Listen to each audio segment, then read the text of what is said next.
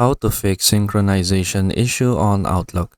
So here I am in my Outlook account. So if you're having problem with synchronizing your email messages, so for example, you are expecting an email message and then you still haven't received that email message after some time. So to fix your synchronization issue, which you can go right here in the Outlook, or more specifically, this is the new version or the web version of Outlook. So from here, I can go to view and then I can click sync right here. From here, the syncing process will go ahead and manually turn on, and then it will go ahead and sync your emails, then reveal new emails right here at the top if you have new emails expected. So that is basically what we can do right here in the new version or the web version of Outlook.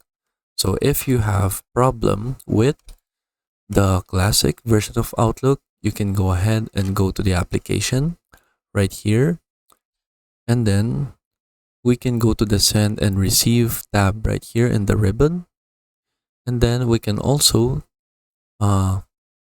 use the syncing feature right here. So we can click update folder if you want to sync the folder only. Oops, let me repeat that. If you want to sync this inbox folder only, we can click send receive all folders so that it will go ahead and sync all folders that we have right here in the Outlook application. Or if you have problem with your storage in your computer, we can go to download preferences and then choose to download headers only instead of full items and headers and then full items. Or you can go right here to send and receive groups and then go to define send receive groups, and then from here click edit. From here you have your different accounts right here. You can turn on include the selected account in this group. Make sure that the send mail items and then receive mail items is turned on.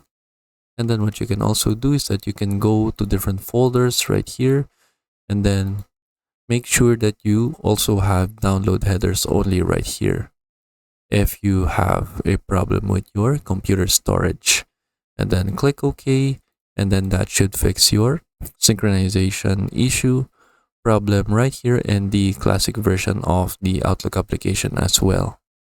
And then that is it.